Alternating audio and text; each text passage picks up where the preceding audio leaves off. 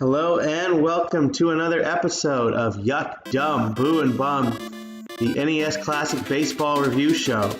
Today, we look at Baseball Stars, which is one of the most popular games to come out for the NES. It's one I didn't spend a ton of time playing when I was younger, but it's one I got a little bit of a chance to play a little more recently, and I've been blown away with it. So one of the things with this game, I guess the game outside of the game, and it was really ahead of its time for it, is it actually has a league mode where you can, as you see right there, you can make teams, you can edit the players, and you can trade them, although only within the two individual teams, and then play even a season within them. So let's go into one. We'll just take a look at it rather than actually outright playing it. You see your options there. So continue play, you can imagine what that would be, and then see standings.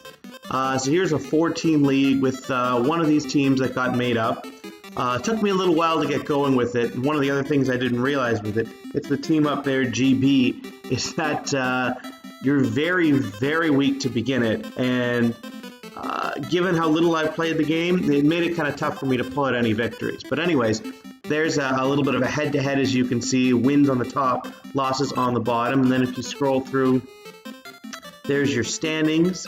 While you're at it, your batting averages, your home runs. If you're noticing some kind of interesting names in there, there's something behind that. We'll get to that in a minute. RBIs, ERA, best pitchers, which just simply means that's counting your wins, and saves. So again, really cool like that. You can actually go as well into individual teams. So let's take the team that we created here. I think I called it Glocks or something. I don't know. I didn't bother naming the players, but you can always, you can name them, you can edit them yourself. So let's taking a look at our left fielder. Fantastic mustache, as was the norm in the 1980s.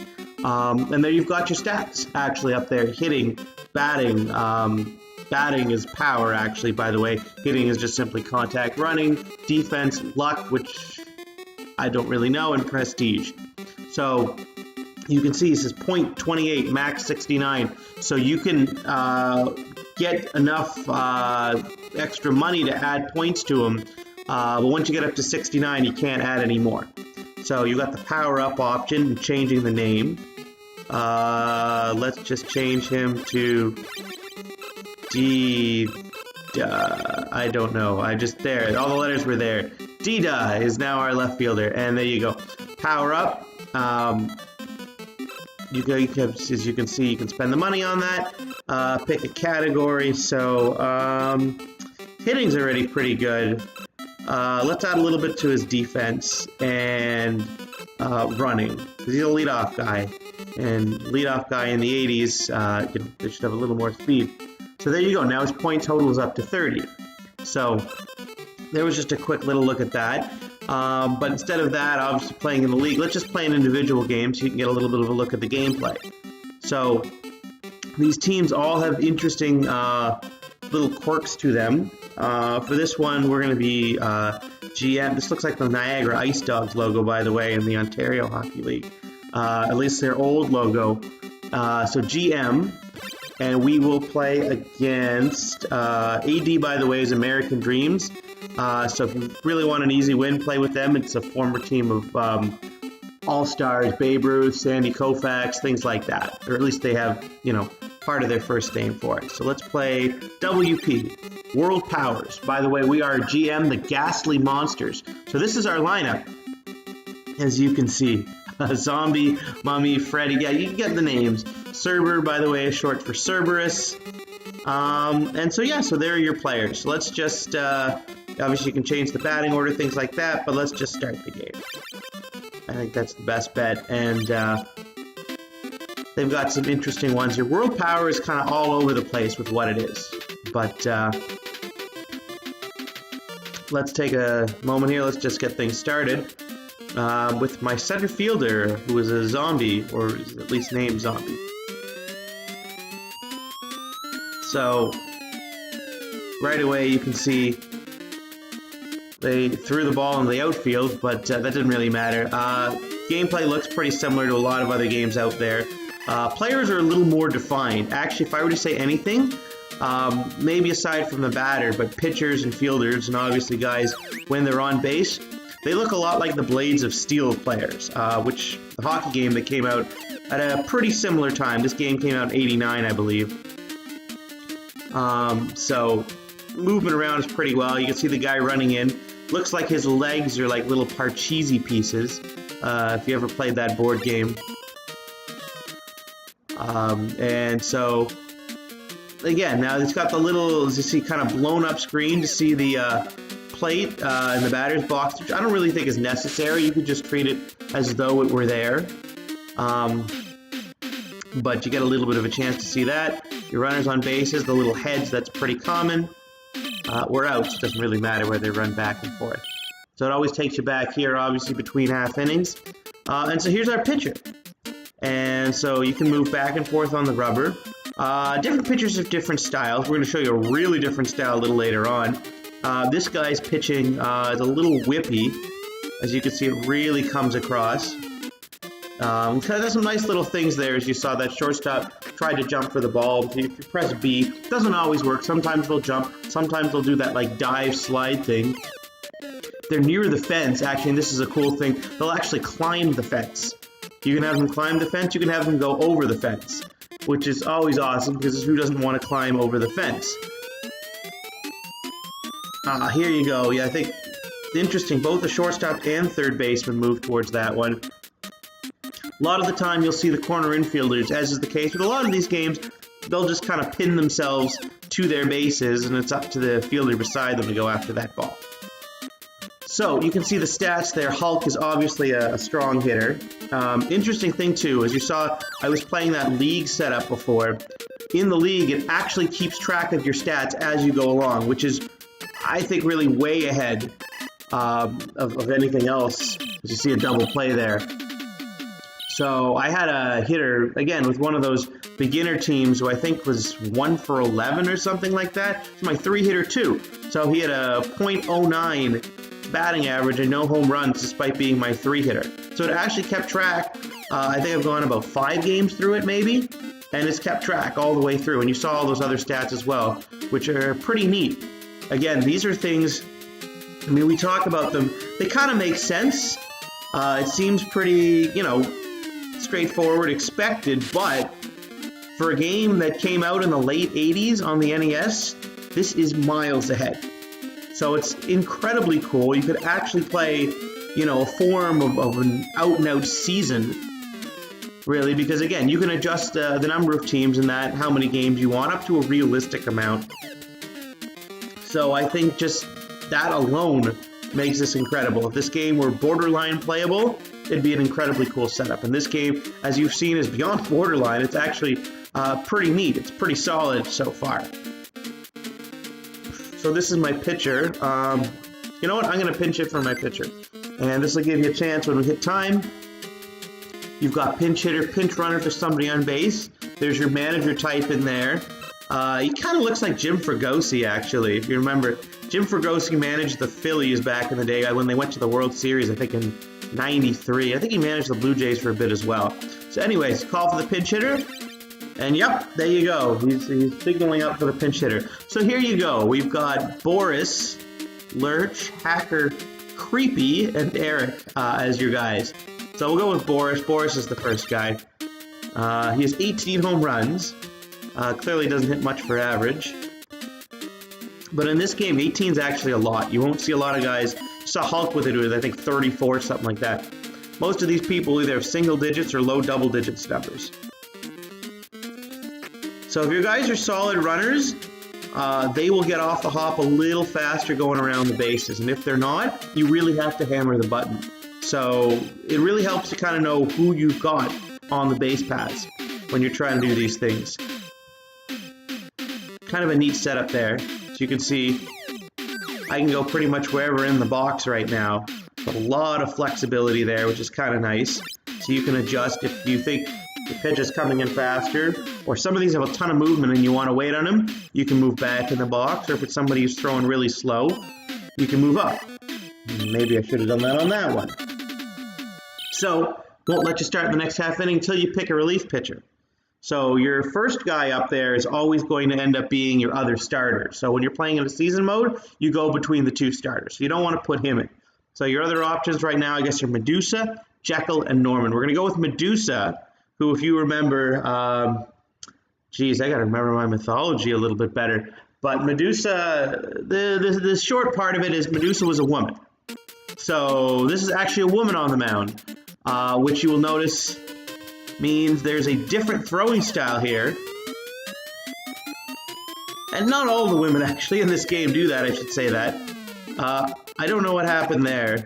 4 people were just sort of running around. Thought I had controlled the shortstop there. I didn't. I needed to move an outfielder in. But anyways, as you can see, even though she's set up there like an overhand pitcher, she is going to throw underhand. And there's actually a full team of women. And I think about 3 of the 5 pitchers on that team throw underhand. The other 2 throw overhand. Some of the really fast ones, too, will actually do a full-on windup, as you'd see in fast-pitch softball. This is one of the few games, by the way, that gives the close calls to the runner.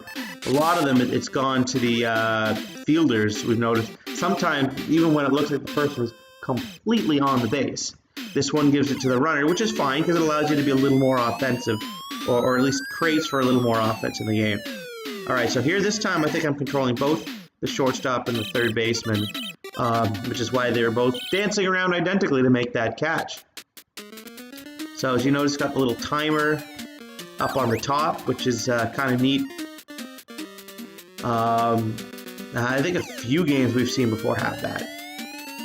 Not sure if I've mentioned this either, but despite the look of the players is completely different from it. It plays a lot like Little League World Series, which was, we played a few weeks ago when we were doing this. By the way, if you want to catch up with the entire series, the link is just below in the description. And you'll be able to see all the games we've seen so far. And this one, I mean, compared to them, this is right up there, hands down, as one of the best games. When you add in the additional modes to it, being able to play a league where you can create players and trade players and things like that, it may well be the top one.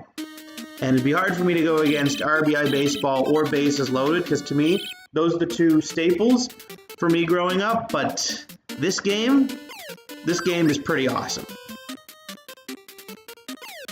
Let's see if we can move the ball in and out a little bit. You could slow it down a little bit if you press up, speed it up a little bit more if you press down. Yes, 71 and 87, that shows you the difference right there.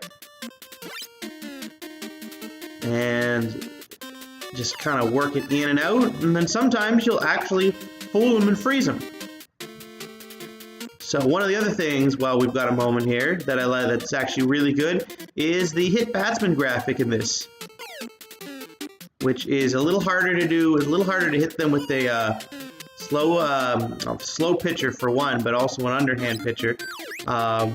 See if we can get that. But in the meantime, it's going to take this guy a couple of pitches just to get back in the zone. So pull that ball over, and there you go. That was a close one at first, wasn't it? All right, Orville. Yeah, you know what? I'm going to need a different pitcher to do that. An overhand pitcher. The other pitchers on this team are all overhand pitchers. So it shouldn't be very difficult. Let's go ahead and pick one. And relief pitcher. See Jim Fregosi. Yep. He has a ball in his hand, which is interesting. I don't know. Jekyll's a right-hander. This is a right-handed batter. So let's go with Dr. Jekyll here. See if he can't hit off. Huh. They're making it very tricky. It's interesting, though. I played a couple of games of this before I got to this stage, and it was very easy. I think I hit about 3 batters in a row. Not as easy here this time. But never mind that. Let's take a look here. A couple more at-bats. One of the notes as well is if you try to bunt, you actually have to kind of press A and do that thing where it comes along part way like this. As you can see, not usually a very successful play. A lot of the time, it'll actually just pop up the ball. But same thing if you go through that 2/3 swing and do it, which seems like it would be neat way to do it, but doesn't always work the best. especially because sometimes they just can't connect with the ball. Now 2 strikes. I'm going to back up a little bit on the box here, as you can see. Didn't make a difference. So there's my, I don't know who Alien is, but Alien I guess is an alien. There's some interesting ones. Like as I said, on this other team I can't go over. Oh, there we go. Alien just got hit by the pitch. That's one of my favorite graphics for it, by the way. The guy just falls over and crumples when he gets hit.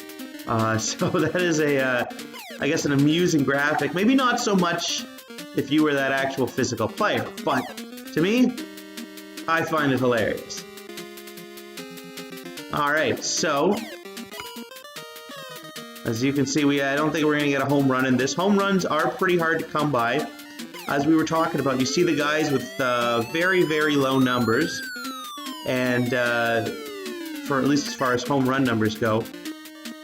And so that just makes it that much more difficult to do it. So, this is a 9-inning game. We're going to play it like it's the last half inning, though. So, that was a weird pitch. I held up, and it just kind of dropped over the plate. So that was interesting. Alright, let's try to pull really inside here on this guy, see if we get it. I don't know why I'm trying to hit him since you already saw the hit batsman graphic, but there you go. Oh, here's a hard hit ball. And there we go. So there's your home run graphic right on cue. One guy celebrating and pumping, and the pitcher just banging their fist on the ground. And as you can see, the little lines that are coming out of them. Sometimes that means that they stink. I guess here it just means that they figuratively stink rather than they literally stink. The outfield controls are pretty good. Guys move around pretty well out there, as you can see. And one of the good things as well is you don't have to try to do anything.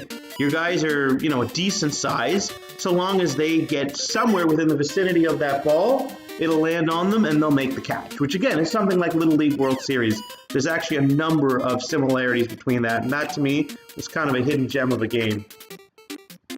Baseball Stars, not so much of a hidden gem, but same kind of enjoyment. Ton of fun from top to bottom. And really a game that kind of blew me away. It kind of beat my expectations way more than I thought it would. So, a lot of fun to play. I had fun playing it. Hopefully you had fun seeing it. And thank you for joining us. We'll see you again next time.